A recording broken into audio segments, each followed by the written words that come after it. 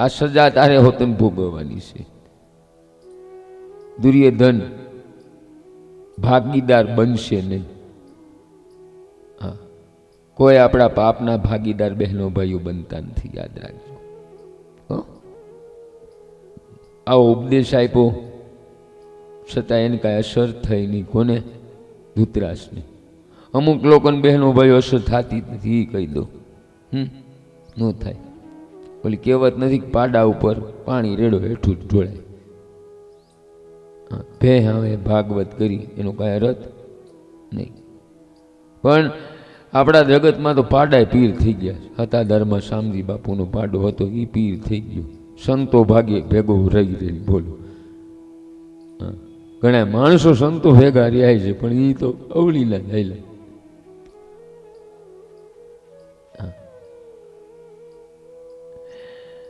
પછી અક્રૂરજી હસ્તિનાપુરથી મથુરા આવ્યા અને શ્રી કૃષ્ણને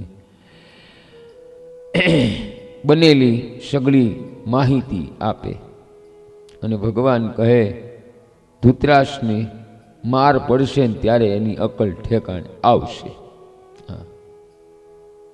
એટલે મૂર્ખાને કોક માર પડે ને તો જ બહેનો ભાઈઓની અકલ ઠેકાણે આવે. ત્યાર પછી બહેનો ભાઈઓ 10મો સ્કંદ વિરામ લેશે. 11મો સ્કંદ શરૂ થાય છે. બહેનો ભાઈઓ, પરમાત્મા શ્રી કૃષ્ણ આનંદ સ્વરૂપ છે. નિર્વિકાર આનંદ એ જ નરાકાર શ્રી કૃષ્ણ રૂપે પ્રગટ થયા. શ્રી કૃષ્ણની બધી લીલાઓ આનંદમય છે. જ્યારે પણ તમે શ્રી કૃષ્ણની કથા સાંભળો કે શ્રી કૃષ્ણના દર્શન કરો કે સ્મરણ કરો, ત્યારે બહેનો ભાઈઓ આપને નવો નવો આનંદ આવે આવે આવે. નવો આનંદ આવે. વિચાર કરો, હનુમાનજીએ ઘણા વર્ષથી આ કથા મને આપી છે, તો હું અમને કંટાળો નહીં આવતો એક ને એક વસ્તુમાં. રોજ રોજ આનંદ નવો આવે છે બહેનો આ કથામાંથી. રોજ રોજ કાંઈક ને કાંઈક અલગ અલગ આવે જ રાખે ભગવાનની દયાથી. હવે બહેનો ભાઈઓ,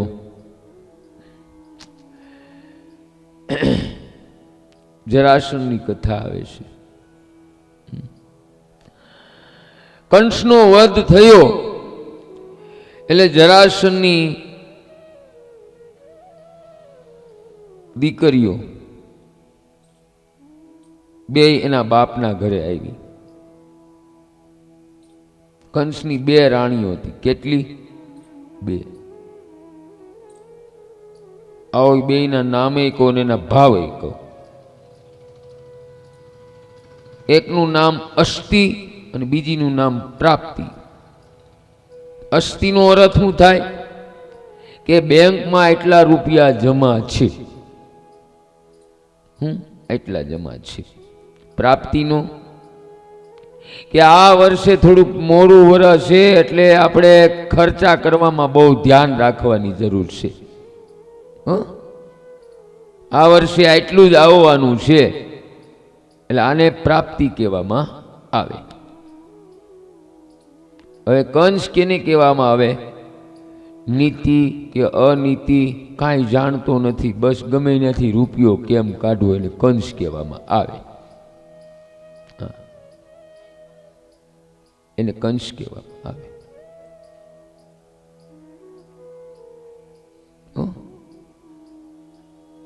કંસ એના બાપને દુઃખ દેતો, કેદમાં રાખ્યો હતો. ઘણા અત્યારે કંસ જેવા લોકો જોવા મળે છે કે બાપની સંપત્તિ વેડફી અને પછી એના મા બાપને વૃદ્ધાશ્રમમાં મૂકી આવ્યા છે. આ વાંધો, ઘણા એવા કંસ જેવા મળે છે. તો આ કંસનું દર્શન કરાવ્યું. અસ્તિ અને પ્રાપ્તિ એની 2 પત્ની. હંમેશા નીતિનો રૂપિયો તમારા આંગણે આવવો જોઈએ, યાદ રાખજો. અધર્મનો રૂપિયો ન આવવો જોઈએ. હા, અને પૈસાના મદમાં લોકો એને એમ છે કે પૈસા છે એટલે હું સર્વસ્ત્ર થઈ ગયો. હા, સર્વસ્ત્ર થઈ ગયો. નથી સાધુને માનતો, નથી ભગવાનને માનતો. કેવા ખાતર માને પણ અંદરથી નથી માનતો. અંદરનું જે ભક્તિ છે ને એ સાચી છે, યાદ રાખજો.